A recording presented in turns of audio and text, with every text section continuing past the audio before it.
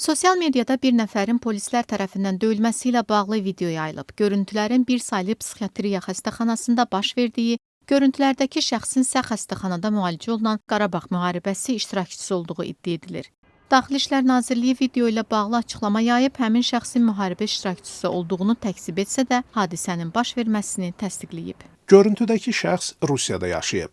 Ümumiyyətlə hərbi xidmət keçməyib. Onun qazi müharibə iştirakçısı kimi təqdim olunması iddiaları tamamilə əsassızdır. O, narkotik asıllığından əziyyət çəkdiyindən məhkəmənin qərarı ilə məcburi müalicə mərkəzinə yerləşdirilib. 3 noyabr 2025-ci il tarixdə kəsici alət əldə edərək xəstəxananın tibbi personalının həyat və sağlamlığı üçün təhlükəli davranış nümayiş etdirdiyindən məsul həkim çağırışı əsasında orada xidmət aparan polis əməkdaşları tərəfindən müdaxilə edilərək hərəkətlərinin qarşısı alınıb. Daxili İşlər Nazirliyi bildirir ki, lazımsız güc tətbiq etmiş polis əməkdaşları ilə bağlı xidmət yoxlama aparılıb, onlar daxili işlər orqanlarından xaric olunub. Azərbaycan qanunları bu cür müəssisələrdə pis rəftar və işgəncə hallarını qadağan eləsə də, psixiatriya xəstəxanalarında bundan öncə də şiddət, zorakılıq iddiaları olub. 2024-cü ildə xəstəxanada başqa bir şəxsin döyüldüyü iddia edilən videolar yayılmışdı. Buradakı xəstələr də deyir ki, bu adam döyülüb. Hüquqşünas Səməd Rəhimli bildirir ki, bu cür ictimailəşən hallar real mənzərənin çox az bir hissəsidir. Problem birincisi, qapalı müəssisə problemi həmişə var və həmişə diqqətli olmalıdır, qaçılmaz olaraq.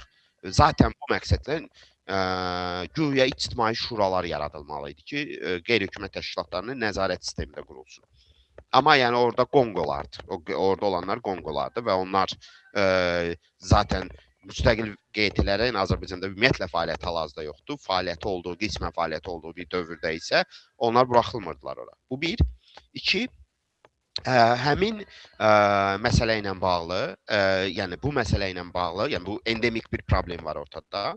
Yəni Azərbaycanda polis zorakılığı, ümumiyyətlə hüquq mühafizə orqanlarının zorakılığı endemik problemdir. O ki qaldı son videodakı görüntülərə, Səməd Rəhimli hesab edir ki, polis əməkdaşlarının daxili işlər orqanlarından uzaqlaşdırılması yetərli deyil, onlarla bağlı cinayət işi də başlanmalıdır.